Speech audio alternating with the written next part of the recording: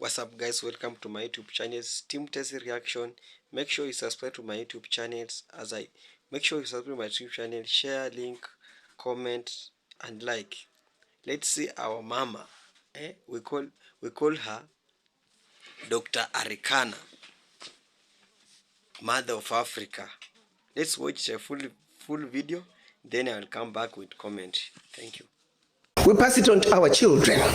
Have you ever wondered, of all the colors on earth, why were two colors chosen? Black color and white color. Follow me on this one. You take a white color, you're associated with Jesus Christ. You're associated with the angels. You're associated with purity and everything wonderful and everything desirable. And then you take a race that's not even white and you say you are white. Yes. And then you take another color. You're associated with the devil. You're associated with everything undesirable. I've never seen a bank robber wearing a white mask. All the villains on movies are black. Everything undesirable is black. And then you take another race that are not even black and say, you guys, you are black. Yeah. Now go at it. Speak, my sister. As we black mothers are trying to raise our children in our own homes, as much as we try to tell them that you're black and you're beautiful, guess what? The minute they step outside the door, the messages are completely different. A barrage of subliminal messages telling our children that that which you represent is horrible. How do we fight against that? How do I tell my granddaughter that you're black and beautiful, but the world tells her otherwise? The voices echoing her blackness as a symbol of everything undesirable are much, much louder than even we black mothers. We come together, we can never drown those subliminal messages. They were all by design. Let me take you to the beginning. Certainly for Africa, your continent. Because as we gather here today, as we try to strategize, as we try to create those linkages between those Africans away from the continent and the Africans on the continent, we must understand, how did we get here? And for Africa, it starts with that monumental decision when the colonizers came together in Berlin in 1884. And let me say, prior to 1884, they were coming to Africa in a haphazard way. They had started with slavery. And then when they felt like they needed the slaves to stay on the continent, they say, oh, we no longer believe in slave trade. Let's stop it. No. It was really just another way of saying the labor is needed on the continent. Let's keep the monkeys on the continent so we can continue to exploit them. So 1884, they met in Berlin to organize themselves so they can effectively loot from the monkeys. They did not meet in Berlin to see to it that Africa would prosper. No. Let me repeat. The colonizers met in order to see to it that your Africa, our Africa, and her children, not only on the continent, are forever defeated and dominated. That was 135 years ago. The manner in which they did it, they took out the map of Africa while the Africans were sleeping, minding their own business. Started to chop up your continent into the tiny little countries that we see today. The bigger and more powerful a kingdom was, the more countries that came out of it. Not only more countries, but these countries were given to different colonizers who spoke different languages. Let me bring it home for a second. Pretend you're driving from Zambia, you're speaking English. Pretty soon you are in Angola, you're speaking Portuguese. Then DRC, French. Equatorial Guinea, Spanish. Southern Cameroon, French. Southern Cameroon, English. Northern Cameroon, French. You are now in Nigeria, English. Hello. These were the same people. Prior to 1884, we were powerful, amazing kingdoms with well-established educational and religious systems. If the truth be told, we had the civilization. We were the civilized. They were the devils, the uncivilized ones.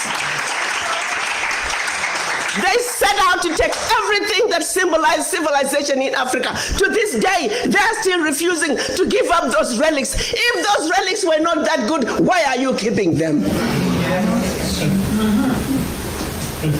We were way ahead of them in our civilization. They set out to destroy us. And Berlin Conference put the nail on that coffin. So they gave Djibouti the same sovereignty as the United States. They gave Burundi the same sovereignty as China. They gave Togo. You see, the EU realizes individual little countries, they can't survive on the world stage. So they come together as the European Union. Now picture this now. So they cut up this Africa into the tiny little countries, small economies that could never survive on their own, but gave them the same sovereignty as the big boys. So that way, when the little bitty countries go to the world stage for the purposes of development and discussing trade, they're wannabe boxers who are being thrown into the heavyweight boxing ring every day. How do you put China in the same boxing ring with Eswatini? Eswatini has 1.2 million people. China has 1.4 billion people. And you put them on the same stage and say, go at it, negotiate. Are you with me? Yes. This is insanity of the highest order. How have we allowed this carnage to go on? When Eswatini is thrown in the same boxing ring with China and Eswatini collapses before Eswatini even gets on the stage, the world says, well, Eswatini, what's wrong with you? Why can't you take care of your people? Well, China came in and said, Eswatini, give me all your gold or else. And if Eswatini does not agree, they just go on next door to Lesotho and give Lesotho an extra $1. And if Lesotho doesn't take it, they just jump on to Togo, Central African Republic. It was all by design. 1884. They did something else in addition to chopping us up. They also set out to make the African believe that everything African was bad and undesirable, and everything Western, particularly French and British, was more desirable. We call that the legacy of colonization. Prior to that, they had started long working on the slaves. Make them think everything about them, forget anything about Africa. Where you come from is a horrible place, diseased and dying people, constantly at war with themselves, uncivilized. Cut out any communications with them. You need to just know what we tell you. And we call that the legacy of slavery. So that's where you look at where we are today. 135 years later, a system that was put in place to see to it that Africa and her children are forever defeated, that Africa is forever exploited, remains in place today, alive and well. And we sit here and we ask ourselves, why isn't Africa moving forward? Why does Africa continue to be taken advantage of? Well, I'll tell you why, very simply. Until Africa comes together as a continent speaking with one voice, one continent, one people, nothing, and I repeat, nothing is gonna change. As individual little African countries, we are wannabe boxers. We will never make it fighting against the heavyweights. We must speak with one voice. Yeah. And this is exactly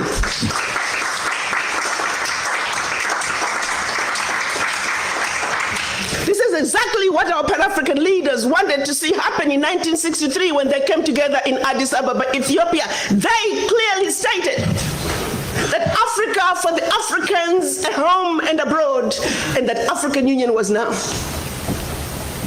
They said Africa must speak with one voice.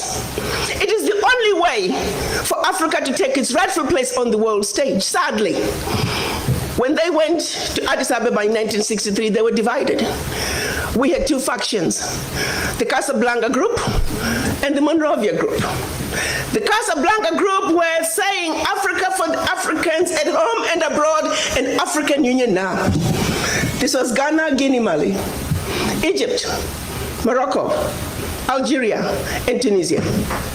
Only 7. The other 25 of the 32 who attended were the Monrovia group. They were the nationalists. They said, let's go slow. Let's kind of wait on this Pan-African thing. 55 years later, 56 this year, we're still going slow.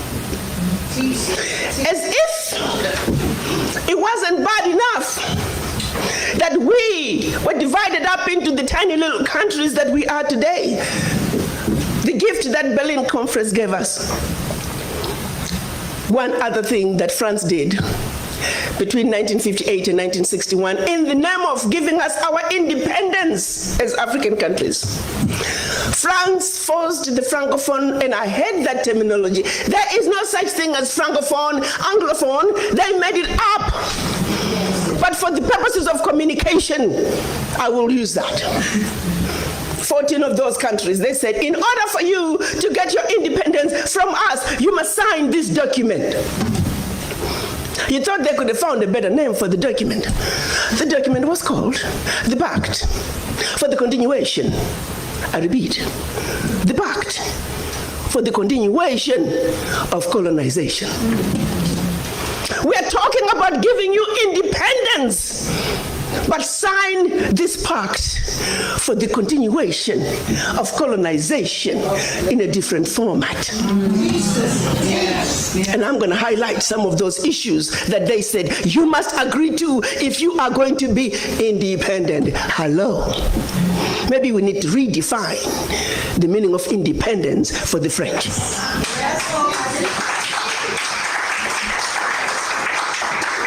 First, France said, you see, you monkeys, you don't know how to manage your money. We're going to demand that you deposit 85% of your bank reserves with the French Minister of Finance. Under the French Central Bank, under the control of the French Minister of Finance. France is then going to take your 85% bank deposits from each and every one of you. Deposit those funds in the French stock market under the French name. And you may or may not know the returns. Today, as we speak, the latest figures are saying for every 14 billion that France invests in the stock market from Africa, they are realizing upwards of 300 billion in return. Every year in, year out, because of these deposits from the African countries, France is taking out of Africa over $500 billion. Now figure it out. For every 14 billion, the returns on the investment are over 300 billion, and they are taking over 500 billion. So in actuality, France is taking out of Africa trillions of dollars year in and year out. From us poor people, Africans. Back to the pact. So should you want to access some of your money that you have deposited with France, you have to submit your country's financial returns. And if approved, you get to get it as a loan. You can only access up to 20% of your money year in, year out as a loan at commercial interest rates. Your own money. As if that was not enough. They said all your minerals discovered, yet to be discovered, all your oil discovered, yet to be discovered. France and French companies have the first right of refusal. If there's anything left over that the French companies do not want, your people might have. to this day. They said you will only use the currency that we created for you because you're special Africans. We call it the CFA. There was the Central African CFA and the Western African CFA, same animal. And that France is the only one that can print it for you. 1958.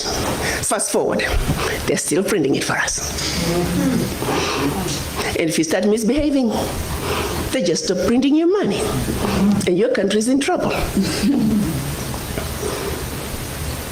They also said your language of instruction shall be French, whether you like it or not.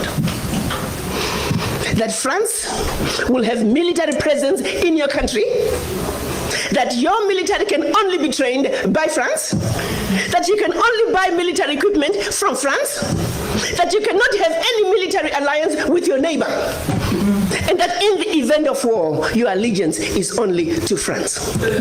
And furthermore, because they have military presence in your country, they can invade you without notice should they feel that the interests of France in your country are being violated. Teach, sister, teach. Speak on, sister. Fast forward, 2019, nothing has changed. The same people who have the audacity to tell us that we are poor countries, they are taking trillions out of Africa every year. And what is the African doing? Like an obedient, programmed black man, we just give in. We know the facts, but we just do nothing about it. Now, you have to say some of the fears are real, because the France that has sold you inferior equipment to theirs, France that has trained your military to be inferior to their military, they're now in your country. They can invade you. They have the permission to do so. They can destabilize you. And then one might say, why is it that African leaders haven't done anything about this deplorable situation? Well, let me tell you, my brother and sister, they have tried. Documented to this day, 22 coups where leaders were assassinated. France had something to do with it. The first 7, when they decided they were pulling out of the CFA and that they're going to print their own money, they were assassinated. Every time an African leader has tried to do what's best for their country, they were assassinated. Majority of them aided by France. It's a known fact. And then others, they were just mercenaries who felt that when there was a natural resource discovered in one country, they wanted to create a coup. So while the country is thrown into a civil war, they're siphoning the natural resource. We know of one particular story that had we not known about it, it would have been, oh, there we go again, the Africans. In about 25 years ago, a group of young, rich white kids were having fun in Cape Town. They found out that there was oil in Equatorial Guinea that had just been discovered, and they wanted it. So they set out a plan to have a coup in Equatorial Guinea. So while the Guineans are busy fighting a civil war, they will be siphoning the oil. But they made one mistake.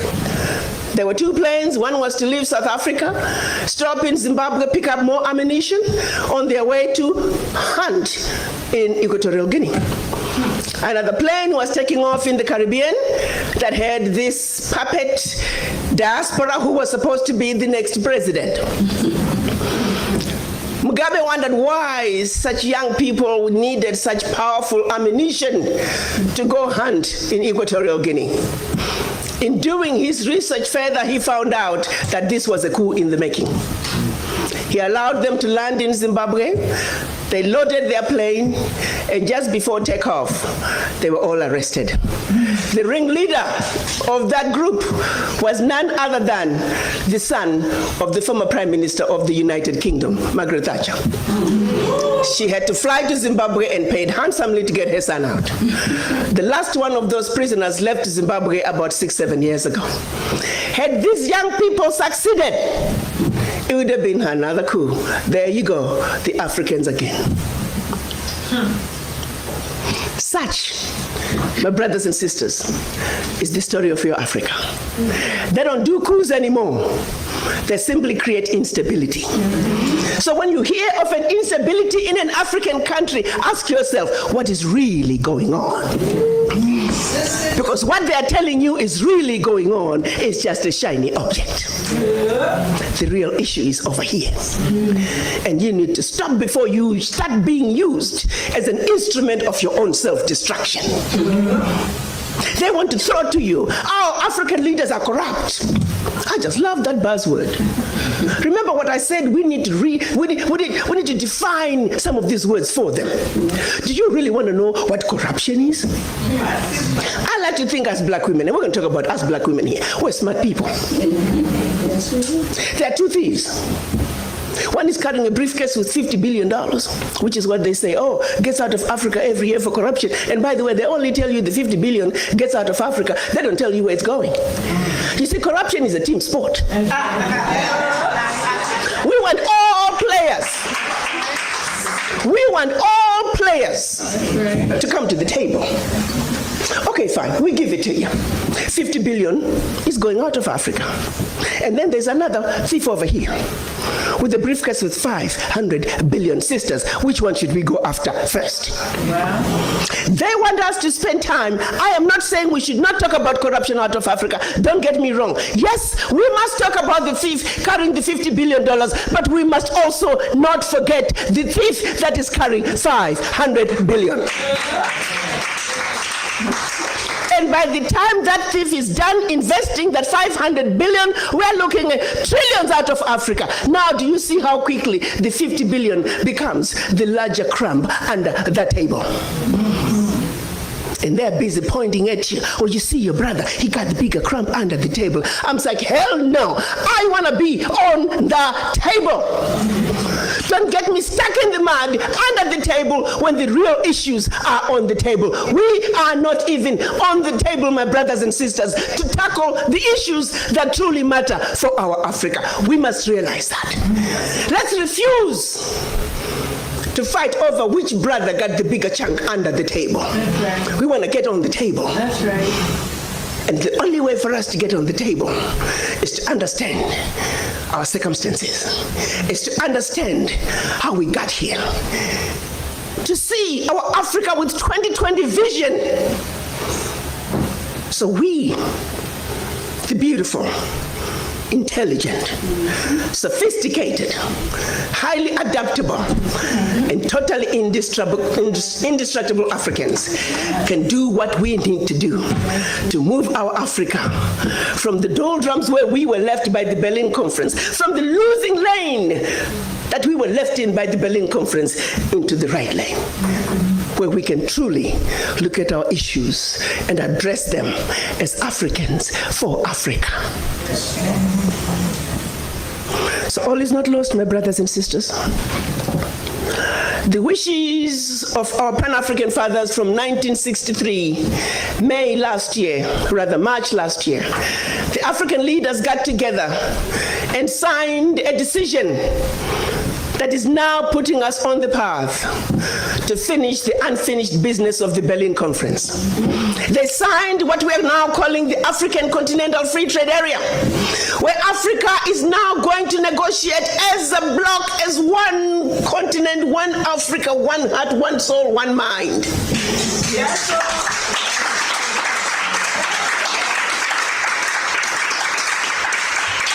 52 African heads of state signed that agreement. We only needed 22 to ratify. Exactly 13 months later. This is something that the colonizers were laughing at us. You Africans, you'll never put this through. This CFTA thing, you'll never get the ratifications. Years down the line, it's never going to happen. It's going to be a piece of paper in a drawer somewhere. Because the reality is, ratifications, my brothers and sisters, do take a long time. They take years. But guess what? 13 months.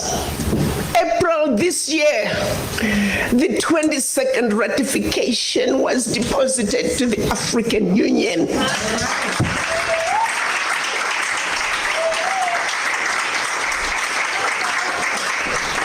We're now sitting on 23 and more are coming. Because you know what? The sleeping giant is rising. The sleeping giant has found her teeth, and you recognize, let me underscore, the sleeping giant has found her teeth. Her teeth. Game is over. When I speak to businesses in this country, my mandate is to see to it that Africa and the United States are the best partners the world has ever seen. America, the United States, and the Americas is the only region that has a heritage connection to Africa. And it is for that reason, in particular, that I'm on a mission to see to it that the marriage between Africa and the United States is the best marriage the world has ever seen. It is a marriage that's going to give birth not only to many children, but many beautiful children. I'm a woman on a mission. Yes. And that's why. That is why it is important that we begin to understand each other. That the misconceptions, the misunderstandings, the Africans don't understand the Americans, and the Americans don't understand the Africans. Our Caucasian brothers and sisters come to the negotiating table on a high horse. To them I say, get off your high horse. Yes. And we come to the negotiating table feeling automatically inferior. I also say to all of us, you are just as good as anybody else. Get off that underground. You need to rise up somewhere in the middle. We must rise up, they must come down. And somewhere in the middle is where we are going to have the truly desired, meaningful conversations that are going to take us where we need to be. And this is why we are here today. Thank you. My son Kwame, I thank you for all the wonderful creating that bridge that's going to get us to the table with a clear mind, clear vision, understanding that when we understand each other, it is then and only then can the children of Africa take their beloved continent to its rightful place on the world stage, the place that we have vacated for far too long, but we are now saying enough is enough. We, the children of Africa, as a united front, we're going to come, join our hands, and sing the best melody the world has ever heard as we waltz our way to our motherland, not as 55 African countries, not as 1.27 billion brothers and sisters on the continent, not as over 400 million African diaspora around the globe, but children of one mother Africa. Let's give the world the best melody the world has ever heard. You see, birds sing not because they can, they sing because they have a song. As children of one mother Africa, we do have a song. Let's join hands. Let's give that world that beautiful song as we waltz our way across the Atlantic back to the motherland. Thank you. Welcome back. Hope you have watched the full clip about our mother of Africa, Mama Dr. Arikana, the former African Union ambassador to the United States of America. So Mama Arikana is speaking the sense, and I support her 100%. What she's telling us, she's telling Africa to wake up. She's telling Jamaicans to wake up. She's telling Caribbeans to wake up. It's a waking call from our mama, our mother. She's opening our eyes so that we can see far. She's telling the truth. I really support her 100%. What she has still spoken to us, that we Africa, we must wake up. It's a wake up call from her, because we have been doomed for so long. So Mama Africa is telling us that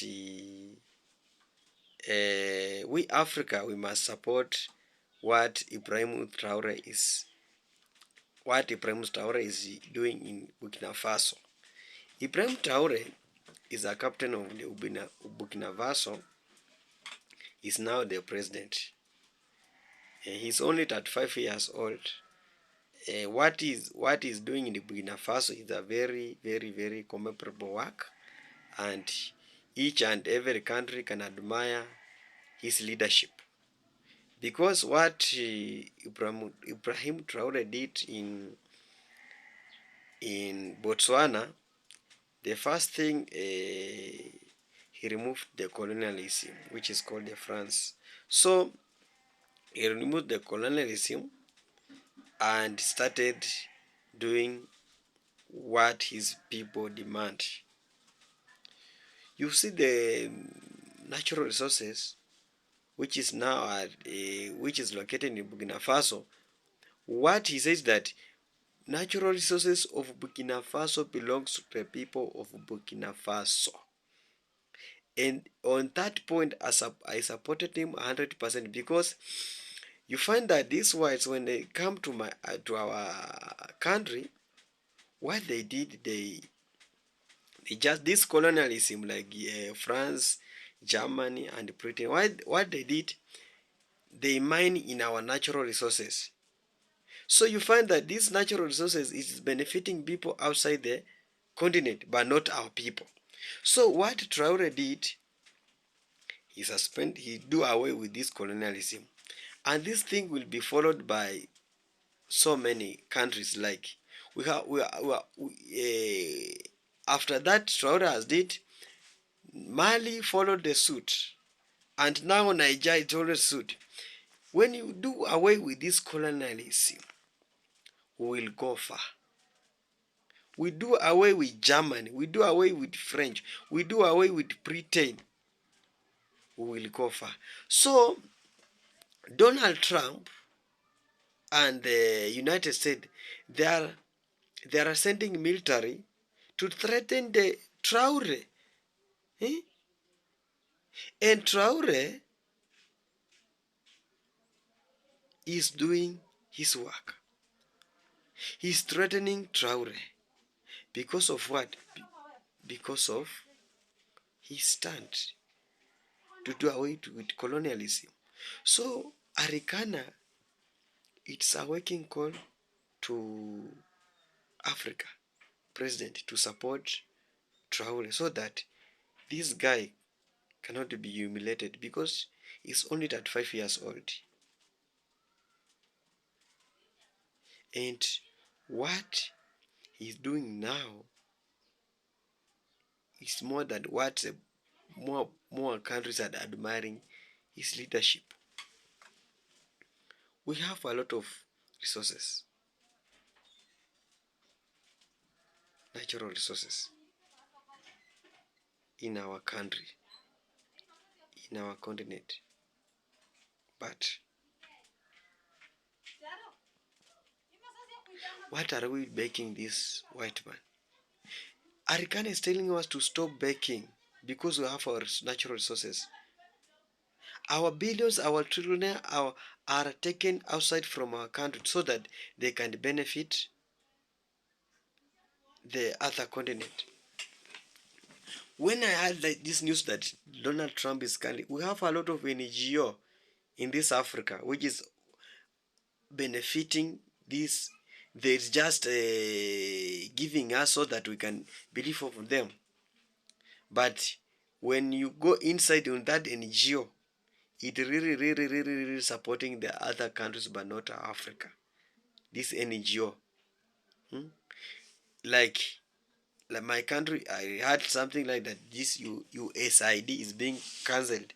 I had people claiming that, oh, what? But I said it's over, because we want to do with this colonialism, so that we concentrate on our own country.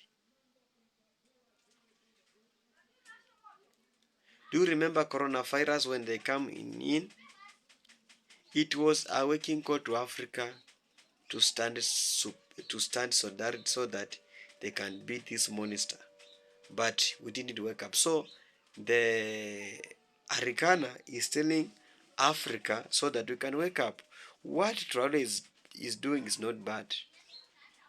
He's just championing, the advocating for our nation.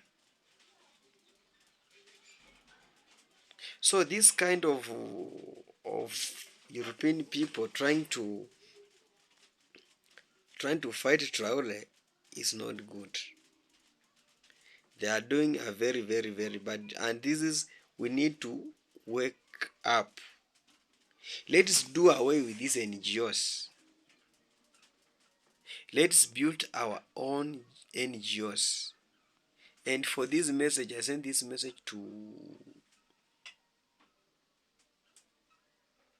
African Union President. Let's unite this country. Let's unite Caribbean. Let's unite Jamaica, so that we can do away with these things of NGOs that come in our country, so that for their support, they are taking a lot of billionaire in our continent, in our country, so that they can feed themselves. What they pay back is just an NGO, which is not helping us, which is all the time is threatening us about we'll cut this, and this will not help us. Let's wake up.